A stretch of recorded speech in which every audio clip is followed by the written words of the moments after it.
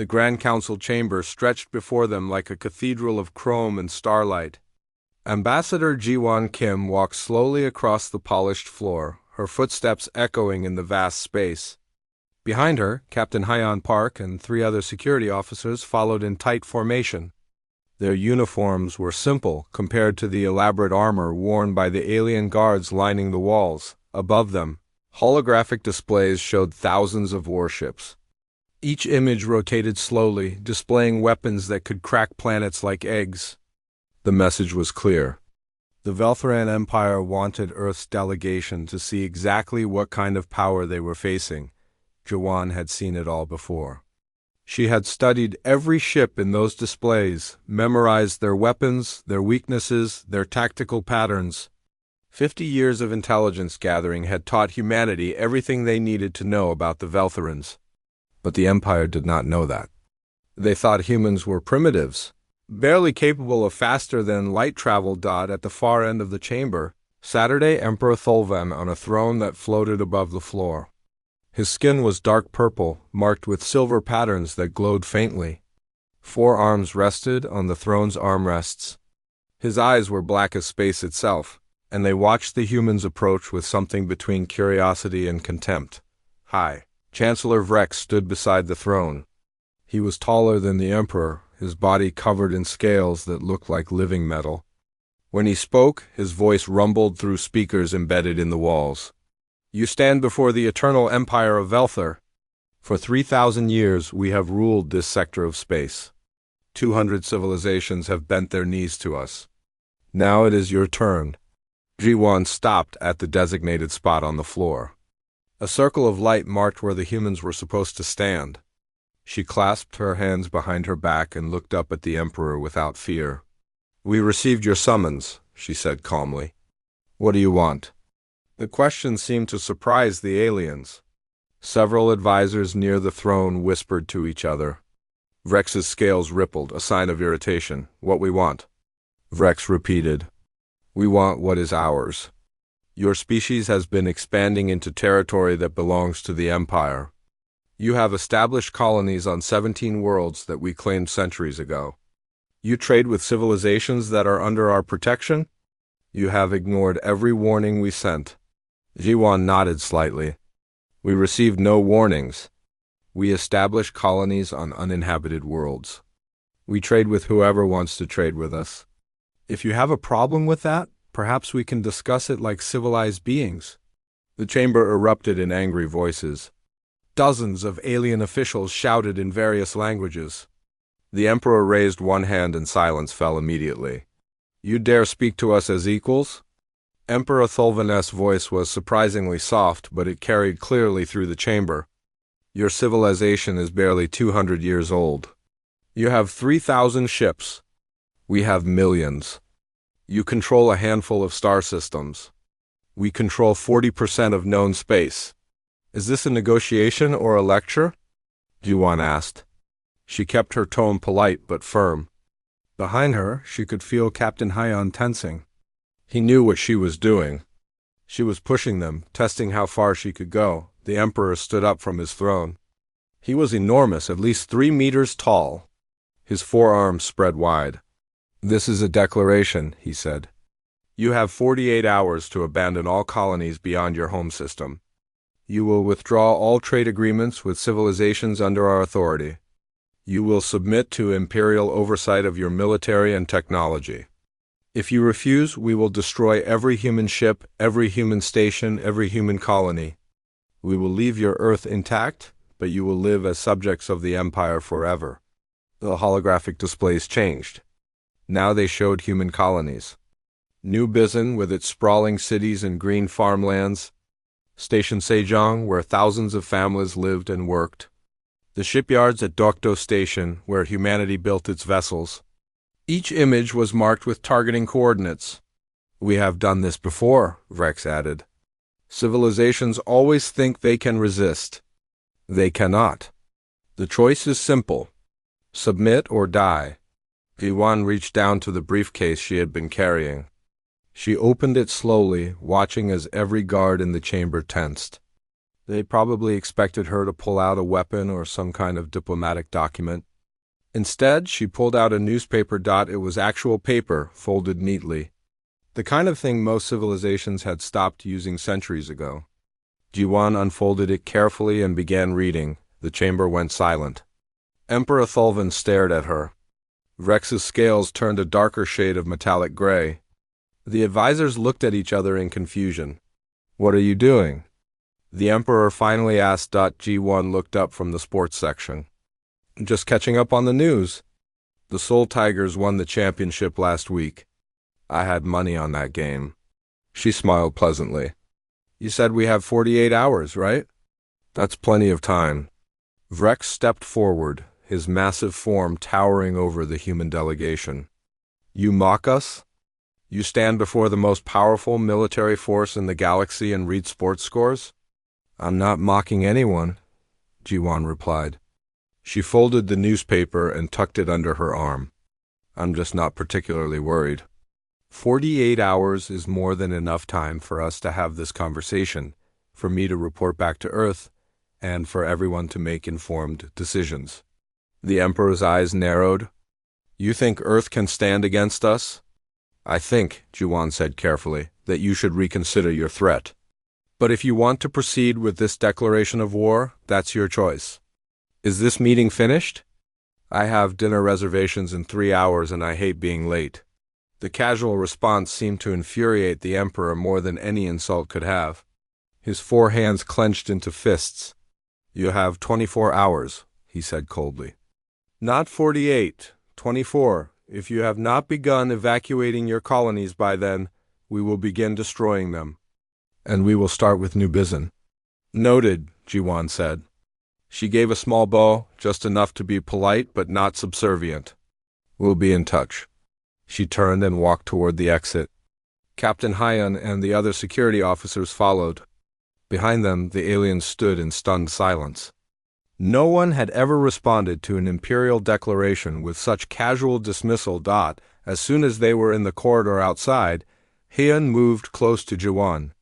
"Are you insane?" he whispered urgently. "They have 50,000 ships in this sector alone. They can destroy New Bizin before we can even evacuate half the population." Jiwan kept walking, her expression calm. "Trust the plan, Captain. They have no idea what they're walking into." "What plan?" "We have 3,000 ships against their millions. Even if we fight well, we'll lose." Jiwan stopped and looked at him. In her eyes, he saw something that made him pause. It was not fear or bravado. It was certainty. "Captain, how long have we known about the Valthorans?" 50 years, he replied. "And in those 50 years, do you really think we've just been watching? Do you honestly believe Earth would send me here without a very good reason to be confident?" Han opened his mouth to respond, then closed it. He had served under Jiwan for 5 years. She had never been reckless. Never foolish. If she was this calm, there had to be a reason. "What do we do now?" he asked. "Now," Jiwan said, "we go back to our embassy. I make some calls, and then we wait for them to make their first mistake." "Which is?" Jiwan smiled, the same pleasant smile she had given the Emperor. "Attacking us." The human embassy on Meridian 7 Station was smaller than most of the other diplomatic buildings. It occupied 3 floors of a tower that overlooked the station's main plaza. From the windows, Jiwan could see ships coming and going. Traders and diplomats from 100 different worlds going about their business. Inside her office, a secure communication link had been established with Earth. The holographic image of Admiral Daeho Song appeared above her desk. He looked tired, but his eyes were sharp. "The Emperor gave us 24 hours, Jiwan reported. "He's planning to attack New Bizin first." Daeho nodded slowly. "Expected. Their intelligence shows New Bizin as our most valuable colony. They want to make an example. Is everything in position?" "All assets are ready," Daeho confirmed. "The Aegis network has been online for 6 months. Every colony, every station, every major shipping route is protected. They won't be able to touch us. And the fleet?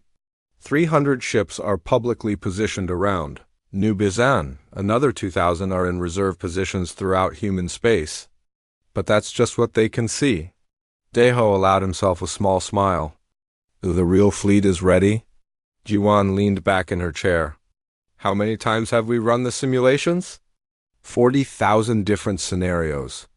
Every possible tactical approach the Veltherans might use. We've studied every battle they've fought in the last 100 years. Their tactics haven't changed in centuries. They rely on overwhelming force and superior numbers. And they've never lost? Jiwan added. They've never fought anyone who knew what was coming, Deho replied. They'll learn. After the communication ended, Jiwan stood and walked to the window. Down in the plaza, she could see aliens from dozens of species. Many of them were from civilizations conquered by the Veltherans.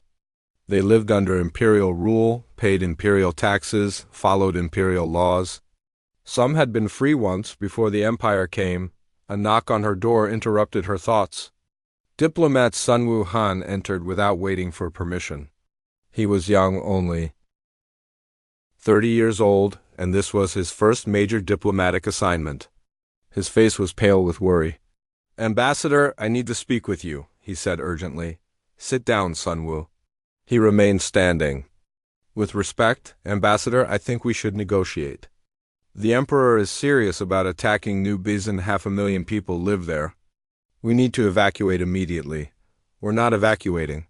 But we only have 24 hours.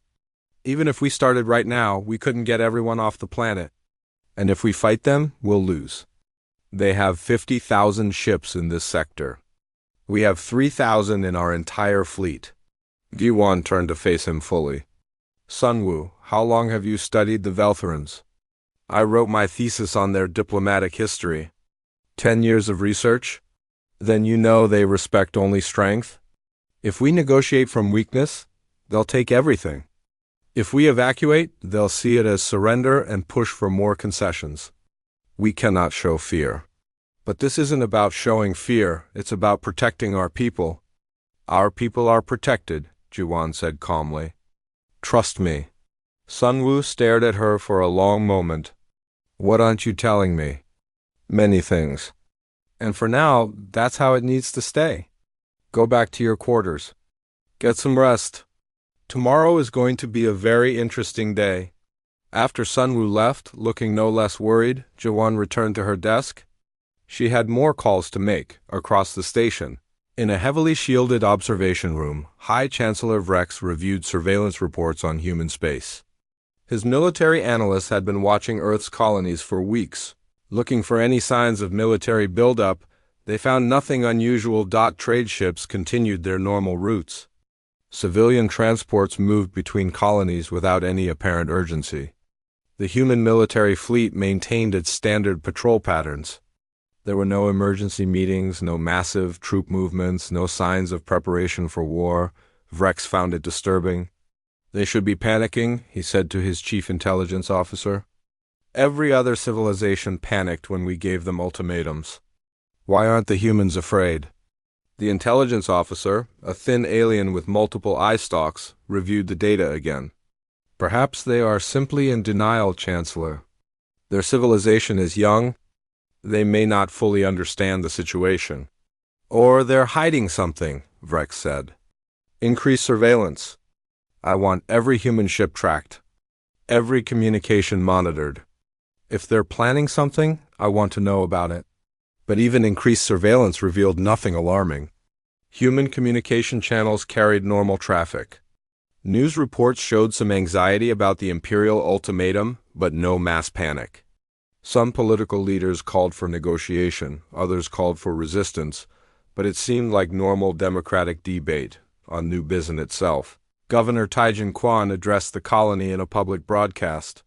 Standing in the central plaza of the capital city, he spoke to millions of colonists. I know many of you are worried, he said. The Veltheran Empire has given us an ultimatum. They want us to abandon our homes, our lives, everything we've built here. I want you to know that Earth stands with us. We are not alone. We are not afraid. Go about your lives. Go to work. Send your children to school? Trust that we are prepared for whatever comes. The speech was broadcast across Imperial space. Veltheran analysts studied it carefully, looking for hidden meanings, coded messages. They found nothing except a stubborn refusal to show fear. Emperor Thulvan watched the broadcast from his throne room. "Fools," he muttered. "They think determination can stop plasma cannons."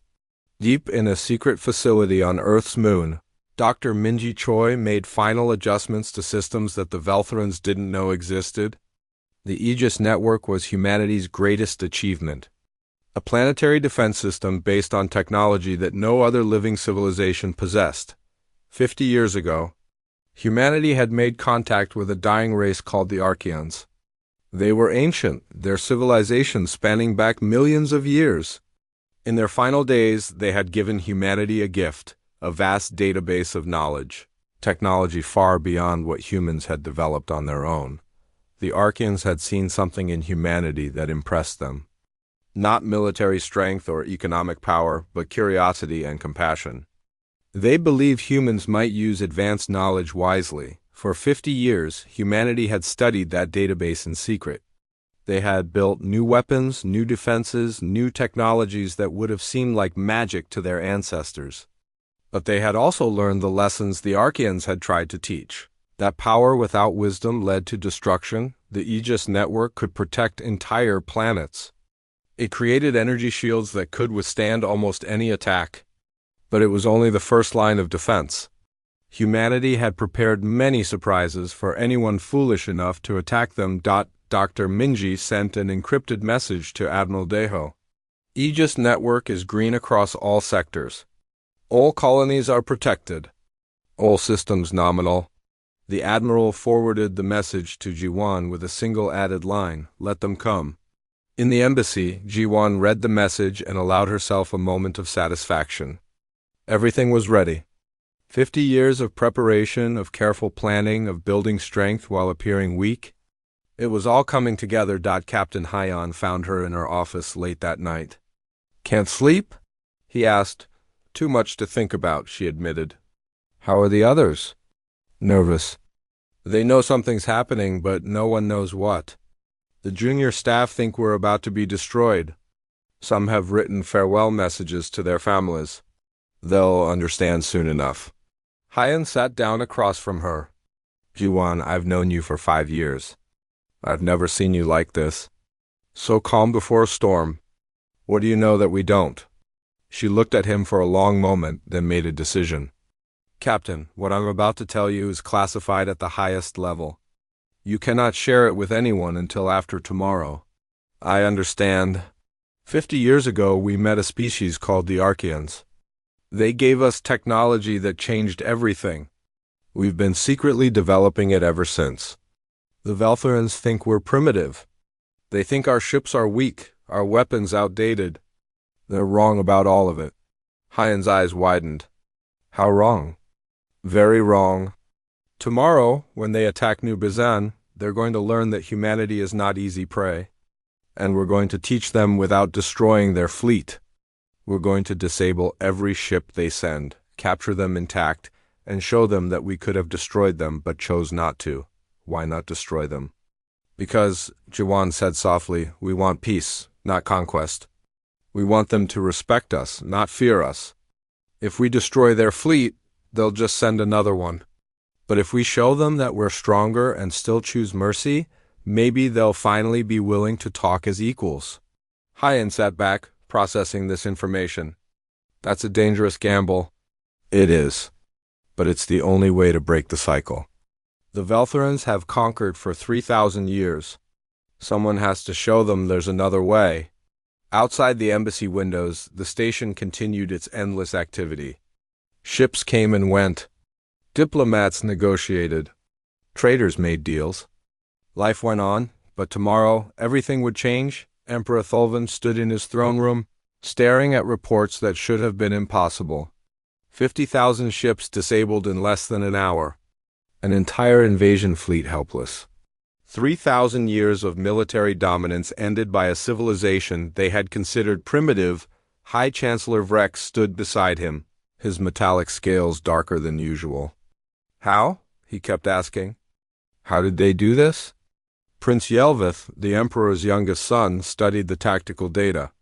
Unlike his father, he had not spent his life on a throne.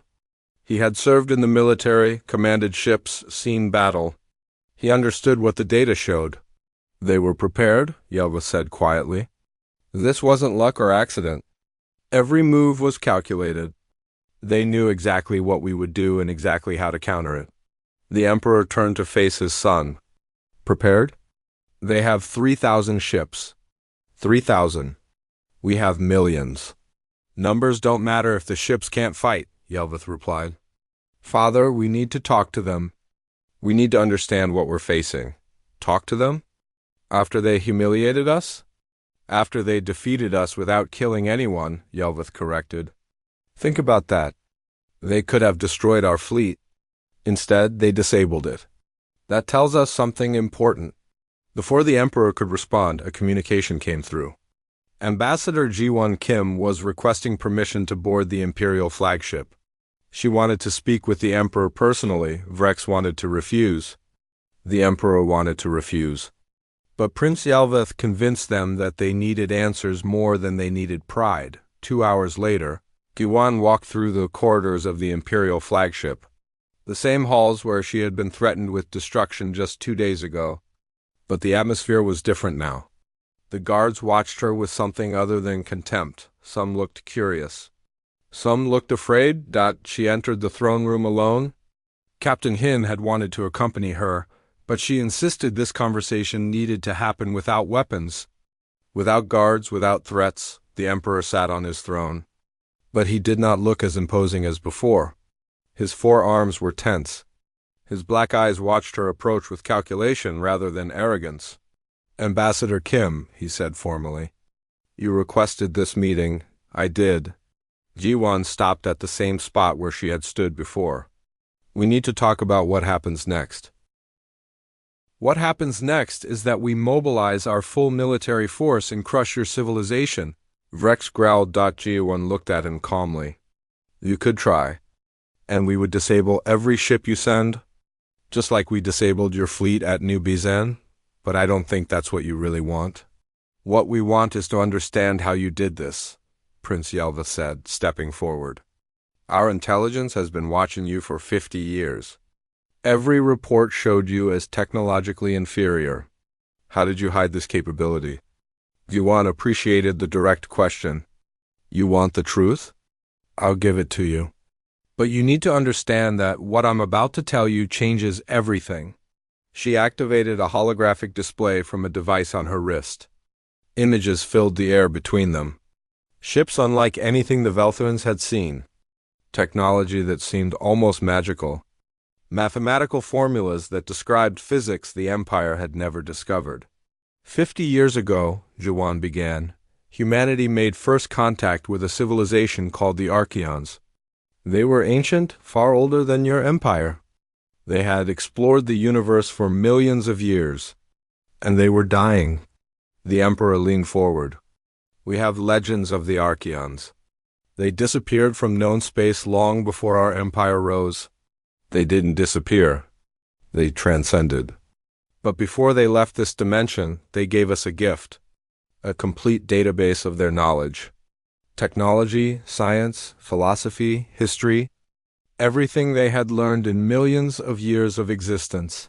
Why would they give this to you? Vrex demanded. Your species was barely capable of leaving your own solar system. Because they saw something in us that impressed them, Ji-won replied. Not military strength. Not economic power. They saw curiosity and compassion. They believed we might use their knowledge wisely. A new hologram appeared, showing a timeline. Ji-won walked them through 50 years of secret development. The Aegis network that could shield entire planets. The nanite weapons that could disable ships without destroying them. The quantum displacement drives that allowed instant tactical repositioning. But we didn't just copy their technology, Ji-won continued. We improved it. Human engineers, human scientists took Archean foundations and made them better. The shield that protected New Bizan? The Archean's version could protect a city. We scaled it up to protect the planet. A new figure appeared in the hologram, Dr. Minji Choi, speaking from Earth. The Archeans gave us the tools, she explained. But we had to learn how to use them. 50 years of research, of testing, of development. We built everything in secret, knowing that if word got out, civilizations like the Veltheran Empire would see us as a threat. So you hid your strength, the Emperor said slowly. You appeared weak while building weapons in secret. Not weapons, Jiwan corrected. Defenses. Look at what we deployed at New Bizan. Every system was designed to disable, not destroy. We could have turned your fleet into debris. Instead, every ship is intact. Every crew member is alive. We chose mercy. Why? Prince Yelvath asked the question that mattered most. Jiwan's expression softened. Because we've been where you are? Earth's history is full of empires that conquered and destroyed. We fought wars that nearly ended our civilization. We learned the hard way that conquest leads only to more war, more death, more suffering. When the Archeans gave us this power, we had to decide what to do with it. She pulled out her newspaper, the one she had read in this very room 2 days ago. This is why I wasn't afraid when you threatened us. Not because I'm arrogant, but because I knew we had built something better than weapons. We built a way to defend ourselves without becoming monsters. A new hologram appeared showing historian Jiho Park. The Archeans left us one final message, he said. They told us that every civilization faces a choice when they gain great power. They can use it to conquer, or they can use it to protect. Civilizations that choose conquest eventually destroy themselves. Civilizations that choose protection can endure. The Emperor was silent for a long moment. You're saying we chose wrong? I'm saying your empire has spent 3,000 years conquering. And what has it gained you? 200 subject civilizations that hate you. Constant rebellions. Endless wars. You're powerful, but you're not happy. Your people live in fear of the next threat, the next civilization that might challenge you. And now you are that civilization, Rex said bitterly. No, Jiwan replied firmly. We don't want to conquer you. We don't want your territory or your resources. We just want to be left alone. But we're giving you a choice, the same choice the Archeans gave us. She waved her hand and the hologram changed, showing 2 paths. Path 1, you continue trying to fight us. We disable your fleets. We demonstrate that we can protect every human colony, every human ship. Eventually you exhaust yourselves and we're back where we started. What's path 2? Prince Yelvath asked. Peace, real peace. Not the peace of submission, but the peace of equals. We share some of our technology with you. Medical advances that could save billions of Veltheran lives. Agricultural techniques that could end hunger on your worlds. Defensive systems, so you don't have to fear attack. In exchange for what? Recognition. Treat us as equals. Treat your subject civilizations as equals. Transform your empire from conquerors to partners. It won't be easy. It will mean changing everything about how your civilization operates, but it's the only path that doesn't end in mutual destruction. Emperor Thulvan stood from his throne. All 4 of his arms crossed over his chest. You're asking us to abandon 3,000 years of tradition, to give up the power we've built. I'm asking you to transform that power into something lasting, Jiwan replied. You can be the emperor who conquered the most worlds, or you can be the emperor who saved your civilization from obsolescence. Your choice. Vrex stepped forward, his scales rippling with anger. This is blackmail. You threaten us with your superior technology unless we do what you want. No, Prince Yelvath said quietly. Everyone turned to look at him. She's offering us a way forward. Father, I've read the tactical reports. If humanity wanted to destroy us, they could. They've had this technology for 50 years. They could have attacked us at any time. Instead, they hid and hoped we would leave them alone. They're weak, Rex insisted. They're wise, Yelvath corrected.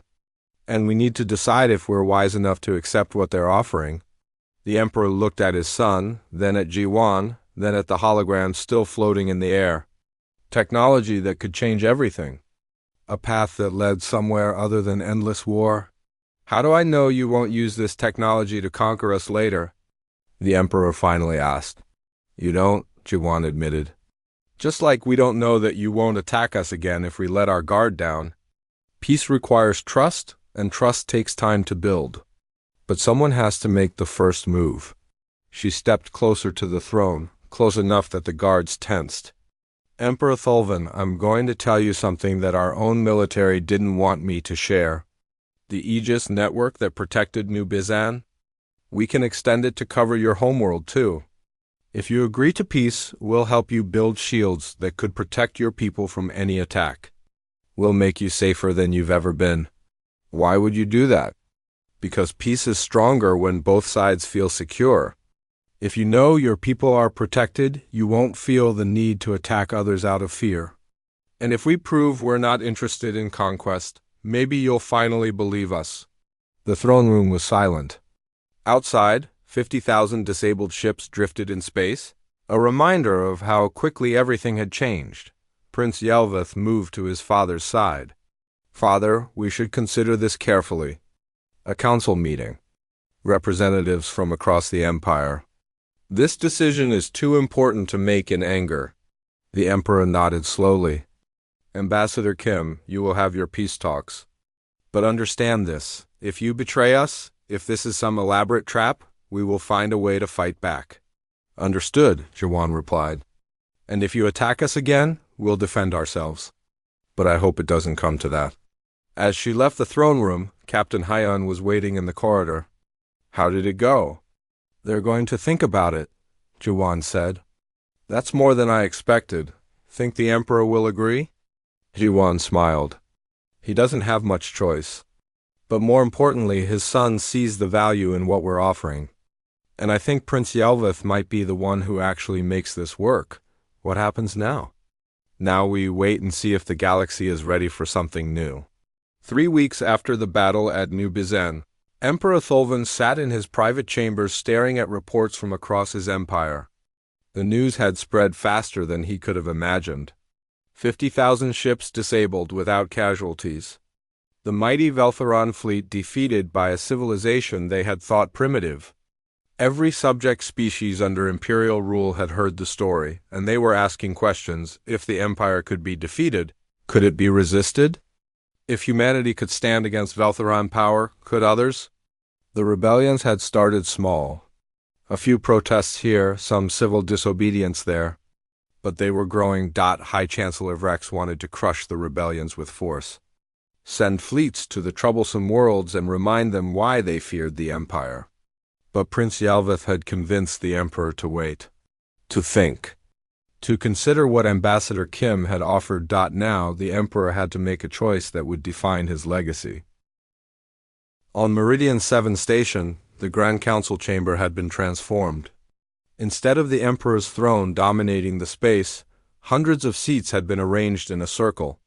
Representatives from across known space were arriving for what would be the most important diplomatic gathering in galactic history. Ambassador Jiwan Kim stood at one of the tall windows, watching ships dock. She had been preparing for this moment for 3 weeks, coordinating with Earth, consulting with advisors, drafting proposals that might change everything. Counselor Yunji Nam arrived from Earth to lead the human delegation.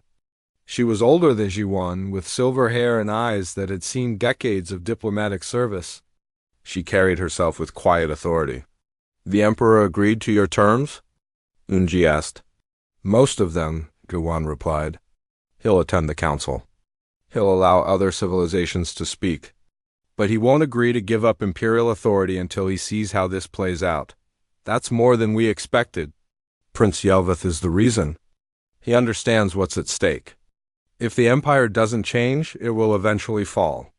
Better to transform it into something sustainable than watch it collapse. The council session began at noon. The chamber filled with representatives from hundreds of civilizations. Some were from independent worlds. Others were from the 200 species that lived under Veltheron rule. All of them had come to see what would happen when humanity confronted the Empire. Emperor Thulvan entered last, with Prince Yelvath at his side. He had chosen not to sit on an elevated throne. Instead, he took a seat at the same level as everyone else. It was a small gesture, but everyone noticed. Counselor Yunji stood to address the gathering. We are here because the old ways are no longer working. For 3,000 years, the Veltheran Empire has ruled through conquest. For 3,000 years, other civilizations have lived in fear or submission. That era needs to end. Voices erupted across the chamber. Some agreed. Some objected. Representatives from subject civilizations spoke of centuries of oppression. Veltheran officials defended their right to rule. Yungi waited for the noise to settle. We proposed the formation of a galactic council, not ruled by any single species or empire, but governed by representatives from all civilizations. Each world, each species, gets an equal vote. Decisions are made by consensus, not conquest. A Veltheran admiral stood. You propose to strip us of our authority? To reduce the empire to just another voice among many? We propose to give you something better, Jawan interjected. Security without fear, prosperity without constant war, partnership instead of domination. Emperor Thulvan finally spoke. And what guarantee do we have that this council won't simply become a tool for humanity to control everyone else? You have superior technology. You could dominate us as easily as we dominated others. We could, NJ agreed. But we won't. And to prove that, we're offering to share specific technologies with all member civilizations. Medical advances, agricultural techniques, defensive systems, not weapons but tools that improve life. Dr. Minji Choi appeared via hologram. We've already begun working with Veltheran scientists. In the past 3 weeks, we've shared treatments for 3 diseases that have plagued their people for centuries. We've shown them how to increase crop yields by 40%. These aren't military secrets. They're gifts. A representative from one of the subject civilizations stood. What about independence? Will we be free to govern ourselves? That's the foundation of the council, Yunji replied. Each world has the right to self-determination. The council exists to facilitate cooperation, trade, and mutual defense, not to rule. The Empire will never agree to this, someone shouted. Prince Yelvath rose from his seat. The Empire already is agreeing to this. I speak with my father's authority when I say that we recognize the need for change. 3,000 years of conquest has made us powerful but isolated. We have no allies, only subjects. And subjects will always rebel eventually. He looked around the chamber. Humanity defeated us. But instead of destroying our fleet, they disabled it. Instead of demanding our surrender, they offered partnership. They showed us that there is another way. My father and I believe it's time the Empire evolved. The chamber fell silent. This was the moment everything could collapse or come together. Emperor Thulvan stood slowly. I have ruled for 600 years. In that time, I have conquered 40 worlds personally. I believe that power came from domination, that security came from fear. But my son is right. We are powerful, but we are alone. Perhaps it is time to try something different. He turned to face Jiwan directly. Humanity, you have shown us that you could destroy us but chose not to. You offer partnership instead of conquest. Very well. The Veltheran Empire will join this galactic council. We will transition from rulers to partners. But this will take time. My people will not accept these changes overnight. We understand, Yunji said. This is a process, not an event. We're proposing a 5-year transition. During that time, subject civilizations gradually gain independence.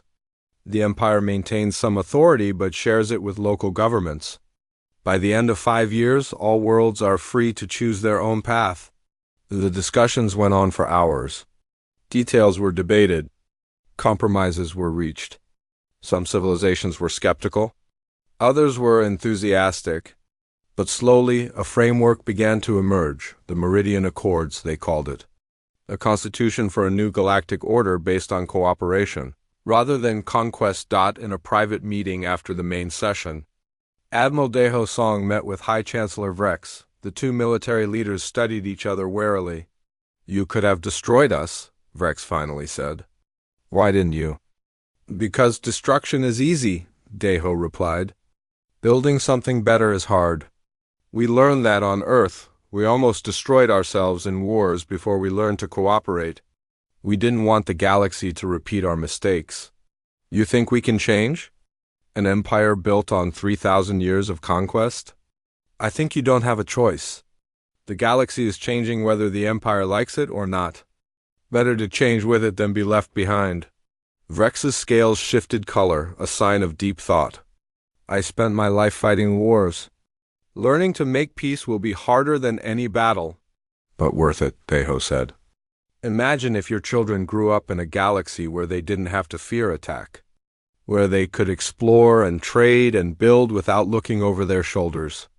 Isn't that worth fighting for?" The two warriors stood in silence, contemplating a future neither had imagined possible weeks ago. On Earth, young cadet Munho Yun studied at the expanded Space Force Academy. He was part of the first generation to grow up knowing about the Archeon technology, about humanity's true capabilities. His instructors taught not just military tactics, but diplomacy, cultural understanding, and the responsibility that came with power. Why didn't we use our weapons to conquer? One of his classmates asked during a history lesson. The instructor, a veteran who had served during the New Bison incident, smiled. "Because conquest creates enemies. Protection creates partners. The Archeans learned that over millions of years. We were smart enough to learn it in just 50. Months passed.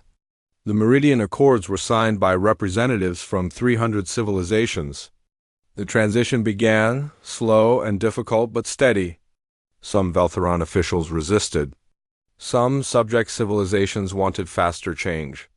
But the framework held. Human scientists worked with researchers from across the galaxy, sharing knowledge, solving problems together.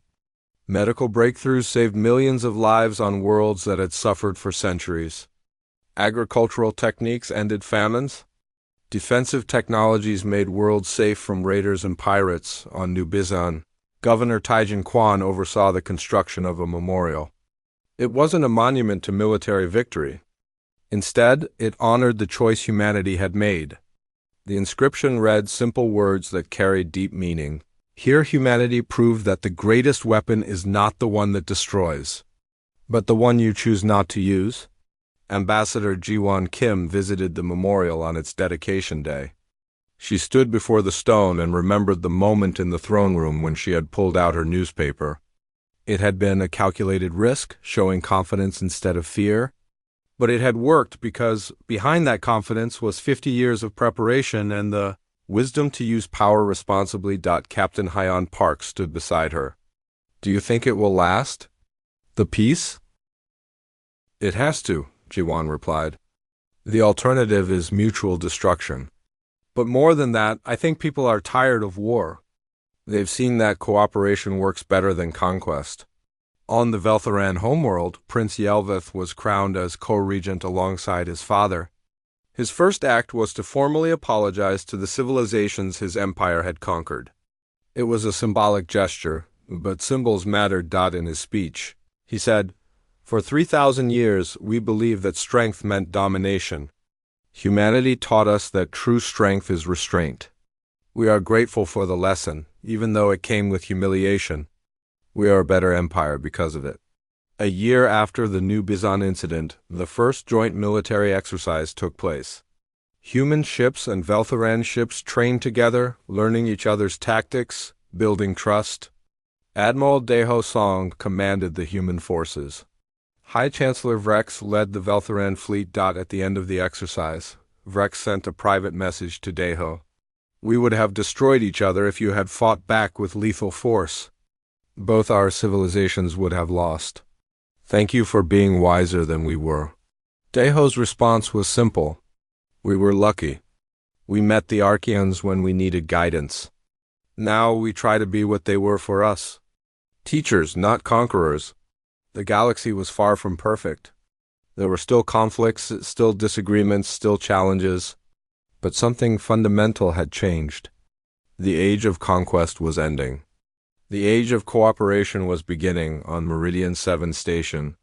In the chamber where Emperor Thulvin had once threatened humanity with annihilation, representatives from hundreds of worlds gathered for the second annual Galactic Council session. They debated policies, resolved disputes, planned joint ventures. Councillor Yunji Nam, now the Council's elected chairperson, opened the session with words that had become traditional. We gather not as conquerors and conquered, but as partners in a shared future. May we always remember that our strength comes not from the weapons we build, but from the relationships we forge. Ambassador Jiwon Kim, retired now but present as an observer, sat in the back of the chamber. She pulled out her worn newspaper, the same one she had read in this room so long ago. The sports section was outdated, the news old, but she kept it as a reminder. A young diplomat sat down beside her. "Why do you still carry that?" Jiwon smiled. "Because it reminds me what we're fighting for. Not glory or power or territory, but the simple right to live our lives, read our newspapers, watch our games, and know that tomorrow will come." The diplomat nodded. Understanding. In the years that followed, the Galactic Council grew stronger. New civilizations joined. Old animosities faded. The technology that humanity had shared began to transform worlds across known space. Disease rates dropped. Lifespans increased. Conflicts decreased. And on distant Earth, in a secure facility on the Moon, scientists continued studying the Archean database. There was still so much to learn, so much to discover, but they did it carefully, always asking not just what they could do, but what they should do. The Archans had given humanity a test, though they didn't realize it at the time. They had given them power and watched to see what they would do with it. Humanity had passed by choosing protection over domination, mercy over vengeance, partnership over conquest, and in doing so, they had changed the galaxy forever. The story of the newspaper, of the ambassador who faced down an empire with nothing but confidence and wisdom, became legend. Children across 100 worlds heard the tale and learned its lesson, that the greatest victories are won not through violence, but through the choice to be better than your enemies expect. In the end, humanity's greatest weapon was not the Aegis shields or the nanite swarms or the quantum drives. It was the wisdom to know when not to use them,